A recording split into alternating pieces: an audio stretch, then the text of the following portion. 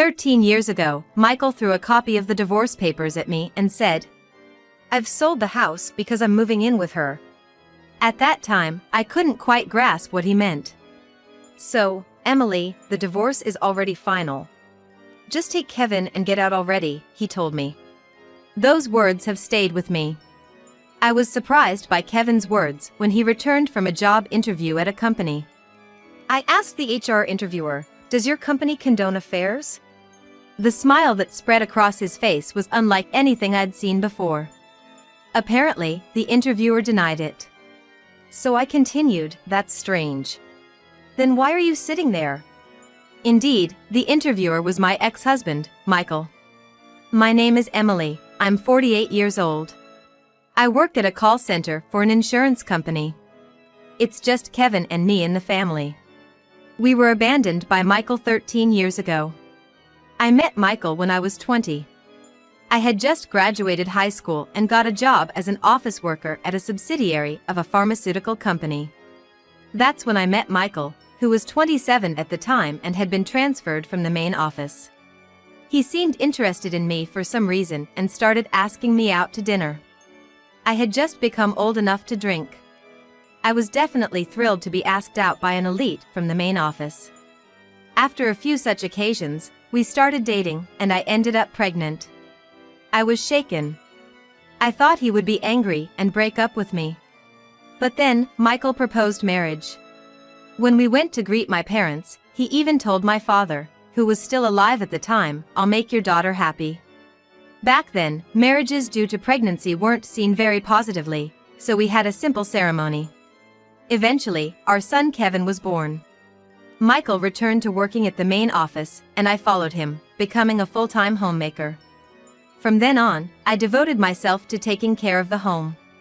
When Kevin started elementary school, we bought a house with some help from Michael's family. I thought I was living a happy life. But I was turning a blind eye to the fact that Michael was coming home less and less as Kevin grew older. Having married at the young age of 20, I had no idea what a normal married life was like. I didn't even question not knowing Michael's colleagues or superiors. In retrospect, there were plenty of signs leading to our divorce. And then, on Kevin's 14th birthday, Michael left us with these words, "I've already filed for divorce and sold the house, so get out." I went from a happy 35-year-old homemaker to a single mother with a 14-year-old son overnight. When I returned to my parents' home without any notice, my brother and his wife were cold to me. By that time, my father had passed away, and the house belonged to my brother and his wife. My mother, who was around 60 at the time, was overshadowed by my strong-willed sister-in-law and my blunt nieces. Amidst all this, Kevin and I were told, "You can stay for a bit, but find a job and move out soon." Back then, I couldn't think of any job I could do immediately. A high school graduate office worker with no special skills. But still, I had to make it work somehow for me and my son, Kevin. I devoured job listings, searching for something that would pay enough to support my growing boy and me. I was lucky, though.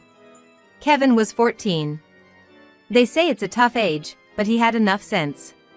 Much better than a mother with a baby to care for. I jumped into a call center job at an insurance company. My experience in office work helped with handling phone calls. At first, I was a contract employee, but after a few years, I managed to become a full-time employee. It was an unknown world at first, and I was exhausted both mentally and physically. But as I continued working, I realized something. How little I knew when I got divorced. I was a high school grad, and my family wasn't highly educated. That wasn't everything, but my ignorance was one reason why I ended up in financial trouble after the divorce. It was a divorce caused by infidelity. I should have demanded alimony and child support from my husband, Michael, but the thought never occurred to me. My mother and brother were the same. Well, if my brother had cared even a little, he might have suggested something, anything, from his acquaintances, but he didn't. It was only after I joined the insurance company and learned new things that I realized I had been treated unfairly. But by then, too much time had passed. That's why I wanted Kevin to go as far in his education as he wished. Knowledge and wisdom can save you. I didn't want him to end up like me. Now, 13 years later, my job, salary, and life are stable. Kevin got into a prestigious science university and even made it to the doctoral program. As a mother, it was surprising. And he even said he'd manage the tuition himself. How, in the midst of his busy studies? He found some non-repayable scholarships and secured them for himself. I just had to sign the parent section. For years in university, 5 in grad school. He excelled and even got scouted by various companies. Like the saying goes, a bulk hen lays white eggs. Kevin's future must be bright. But sometimes, I'm reminded of that day. The day Michael left me. It still swirls darkly in my mind. It was so sudden. Michael came home, faced me and Kevin, and tossed a crumpled piece of paper at us. It was a copy of the divorce papers. I didn't remember signing them. But my name was written on it in handwriting similar to mine. When I asked what he meant, Michael said, "I've sold the house because I'm moving in with her." I couldn't understand what he meant. The divorce was completely out of the blue for me. "So, Emily, the divorce is already final. Just take Kevin and leave." He threatened not to be lenient if we didn't leave within 3 days. I was 35 at the time, having been just a homemaker for 14 years. I didn't know what to do and headed to my parents' house. Michael's voice still rings in my ears. Maybe I should forget it. After all, Kevin and I are living a fairly settled life now. It's not lingering attachment. It's frustration at my past helplessness and resentment towards Michael. Now I know I could do something about it. Then one lazy weekend, when I decided to sleep in, my phone's ringtone echoed. The number on the screen wasn't registered, so I decided to ignore it and went back to bed. But the call kept coming, breaking and resuming. Eventually, I heard a voice from the voicemail. It was my ex-mother-in-law. Repeating, "Please let me speak to your son." I wondered what she meant, but I decided not to answer directly. Later in the evening, Kevin returned home in a suit. When I mentioned the call, he burst into laughter, so she did come after all. He laughed so hard, shaking and banging on the table, tears in his eyes. "Kevin, what have you done?" "It's a job interview at the company today, right? I told you that, didn't I?" "Liar! Tell your mother the truth." "It's not exactly a lie," Kevin began, explaining what had happened that day. The interview was indeed a fact. He had been scouted by a pharmaceutical company he'd been in contact with for some time. But the problem was the company itself. The pharmaceutical company he mentioned was the same one where I used to work as an office clerk in a subsidiary. It's not a coincidence," Kevin said casually. "By the way, the HR manager who conducted the interview was Michael Smith." "What did you say?" "Funny thing is, this guy had no idea I was his son." "You realized it?" "Of course. After all, I didn't need such an interview in the first place." "Why?" "This company came scouting for me, so there was no need for an interview." "But as HR manager, he must have seen your resume, right?" "He must have. But my appearance has changed a lot since middle school, right? Hairstyle, vibe, all that." "Well, that's true." 13 years is a long time. Plus, I doubt he even remembered my face from back then. Now that he mentioned it, that was true. I had been so absorbed in my own thoughts, forgetting that Kevin had also become distant from Michael. More importantly, seeing my current address and academic background, even with the same name, he wouldn't realize I'm his son. That might be true. 13 years ago, in his second year of middle school, Kevin had been, at best, slightly above average in his class. But after our divorce and his transfer to a new school, he began studying unusually hard. His grades suddenly shot to the top. He went to a high school that matched his academic performance, maintaining nearly the top spot in the science classes. Then he attended a prestigious national university. Recommended by a professor in his third year, he went straight through 5 years of graduate school. From his master's to his doctorate, achieving significant accomplishments in complex fields that I didn't quite understand. The scouting was due to these achievements, desired by several companies in the chemical and physical sciences. In other words, I was the one choosing them, Kevin said nonchalantly. That's why I asked for the interview. I had researched and knew he was the HR manager. I was surprised at his initiative. But he didn't change his expression even when he saw me. The interview was standard. Except Kevin had more questions to ask. So I asked the interviewer, "Does your company condone infidelity?" His face then lit up with a smile I had never seen before. And what did he reply, this HR manager? "Of course, it's not ethically acceptable," he said. Hilarious, right? So I continued, "That's strange. Then why are you here?" His face instantly froze. Kevin couldn't stop laughing. Then, thankfully, the executive next to him asked me what I meant by that. That's when I pulled this out, he said, showing a crumpled piece of paper. It was a copy of the divorce papers Michael had thrown at me. This is a copy of the divorce papers my mother was tricked into submitting by this man. What does your company think of this? You kept that copy all this time? I thought I had thrown it away. In fact, I was sure I had. I didn't want to see it. I thought I had to throw everything away and leave. Yeah, I picked it up after you threw it away. That's why it's all wrinkled like this, kept in a clear file. I thought it should never be lost. Why? Because this is evidence of what he did to you and of forging a private document. Oh! That's not all. There's forgery of private documents, and, well, other things. Plus, the divorce papers themselves were invalid at that time, so if he married another woman, it would be bigamy. Bigamy? I'm not an expert, so I asked a friend from the law department at university about it, whether this could be a crime. A crime? Yeah. A clear crime. So I told them right there, isn't this forgery of a private document? I gave a copy of the copy to the executive. I see. The original of the copy is here, so a copy of the copy. But with my fingerprints on the copy, I'm not handing over the actual evidence. And guess what he did next? What happened then? Suddenly, he stood up and shouted, "You're treating your father like a criminal." And then, he kept insisting to the executive that what I was saying was a blatant lie, a misunderstanding. Huh? I couldn't help but feel amused. What was that man thinking? But you've got to give it to the executive. He seemed to understand what I was getting at. He turned the questions towards him. You know, there's a hierarchy in companies, right? I guess he was aiming for the executive's position. It seemed like the executive was assessing his character. First, he kicked him out of the room, then turned to me and said, "Did you ask for this interview not for a job, but for this?" Yeah, I did apologize. I'm truly grateful for the scouting from your company. It's a very attractive company.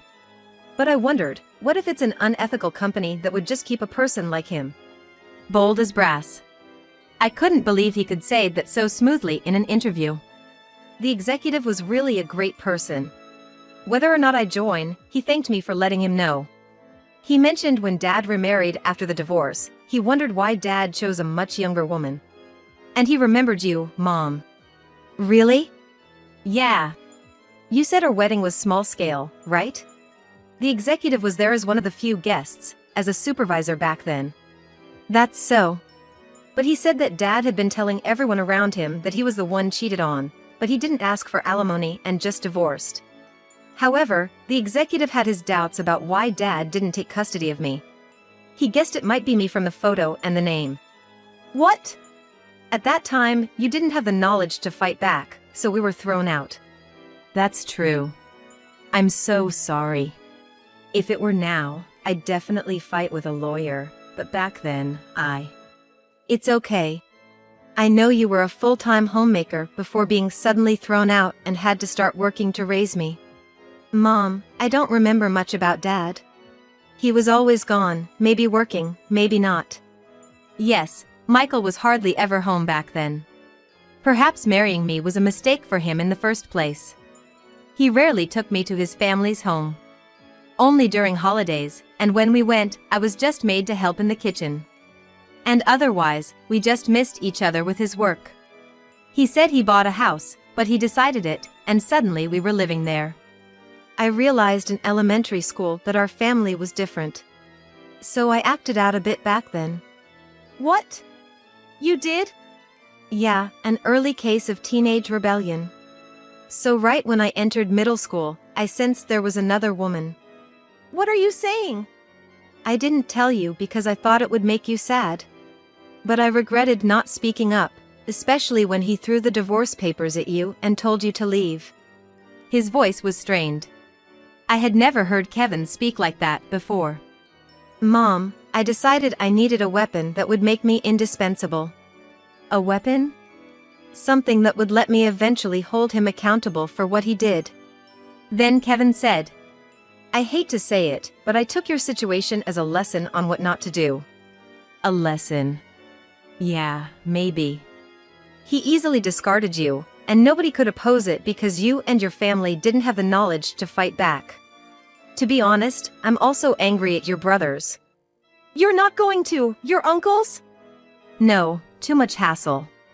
But even if I get a good job and succeed, I'll never associate with them. Oh, except Grandma. Really? I felt a bit relieved. Yeah. Because Grandma remembered your situation and repeatedly told me she was sorry. When did she tell you this? After I entered university. My cousins from your brother's side were acting flirty because I was in that university, which was annoying. I was shocked. I had no idea my nieces behaved like that. Hey Mom, what if we took Grandma in? What? She's always been sorry towards you. It seems painful watching her have to be careful around my aunt and them. Thank you. After we finished talking, I brought up something that had been on my mind. By the way, I've been getting a lot of calls from unknown numbers lately. Let me see, Kevin said, taking my phone. Oh, this. It's his family's number. The executive told me. Kevin said dismissively. Then he called them and put it on speaker mode. Hello? Hello, is that Kevin? It was my ex-mother-in-law's voice on the other end. Kevin muttered under his breath about her calling him by his first name. Yes, I heard from your father. You went all the way to a doctoral program at that university, and you're getting company offers. To think that a young man born to that woman turned out so well. It must be thanks to our family's blood. Kevin muttered to himself again. Hey, would you like to be adopted into our family? You're gonna be busy and need money, right? Better than staying with that poor woman. Plus, you're old enough now, right? We can arrange a good marriage for you. How about it? Sounds good, right? Kevin, are you listening? I apologize for being such a woman. I spoke coldly into the phone. By the way, did you think I had cheated? Well, that's... Oh, I see. It's not true. In that case, Kevin says he won't hold back. Let me pass the phone to him. Long time no see. I was surprised to hear from the company executive that my mom was accused of cheating. So, you were part of it too? No, we were deceived by Michael. You're calling my mom that woman, but you realize you were complicit in a crime, right? What? Unfortunately, the statute of limitations has passed, but your son committed bigamy by forging divorce papers and remarrying. It's embarrassing that I'm related to such a person. Of course, I want nothing to do with his parents. Oh, and a lawyer will be contacting your son soon for me and my mom. You don't want the inheritance? When I die, it'll all go to you. Kevin snorted. I don't need that. You should worry about the alimony payments instead. He ended the call. Did I go too far? I shook my head vigorously. And laughter bubbled up from within. That's the spirit. If you're going this far, I need to step up too. Kevin patted my back with encouragement. After that, I got a lawyer through Kevin's friend and started working on an alimony claim. The usual statute of limitations for alimony claims due to infidelity is 3 years. But I learned here about something called an exclusion period. It's valid for 20 years from the act of infidelity. I found out about Michael's cheating 13 years ago, but never investigated who he remarried or the details. I couldn't bear to think about it and didn't have the capacity. But I looked into it again. Included in the alimony claim were the facts of him forging the divorce papers and then submitting a marriage registration, constituting forgery and bigamy. Although we couldn't pursue criminal charges due to the statute of limitations, it served as a weapon for the alimony claim. I claimed alimony from Michael and his current wife and 4 years of child support for Kevin. After that, my phone started ringing non-stop again. Bigamy? What have you told him? You're ruining me. You want to destroy my wife and kids too? I let you live comfortably for 14 years. Don't think this will end here. So I replied just once. Why not sell your house then? And then I changed my phone number. As a result of our double attack, Michael paid the alimony, was demoted from HR manager, and transferred to a far-off factory as an assistant manager. I heard this from the executive I met again. Apparently, his new position is akin to a nominal busybody, unable to defy the factory manager.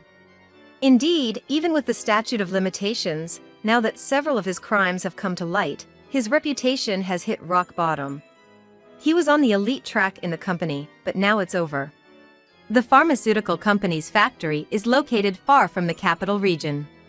Michael had to sell his apartment and turn it into alimony for me as part of his transfer. That was the only way he could pay the amount we demanded. Moreover, his wife and children had to move with him. It seems she had no one else to rely on. She married him at 20, just like me, and had been a homemaker ever since, enjoying the status of a high-ranking husband's wife. That backfired. She wanted to stay in the capital region with her children, but that was impossible. Her parents' home is as rural as the place he was transferred to. Apparently, she's not well liked by her in-laws. But I have my doubts about the in-laws too. Given how they treated me, I'm not surprised, but marrying off their son to a 20-year-old bride twice should have been a sign for them to sort out their son. They should have advised their criminal son before cutting off their incompetent grandchildren. Well, that's probably why they cozied up to Kevin. Ah, here's a brilliant grandchild. But that's irrelevant to Kevin. By the way, I heard an interesting story. After settling the alimony issue, my lawyer shared this with me. Wow, that guy is really a city boy through and through. What do you mean? His new place of work requires a car. I clapped my hands in realization. He's over 50 and rushing to a driving school to desperately get a driver's license.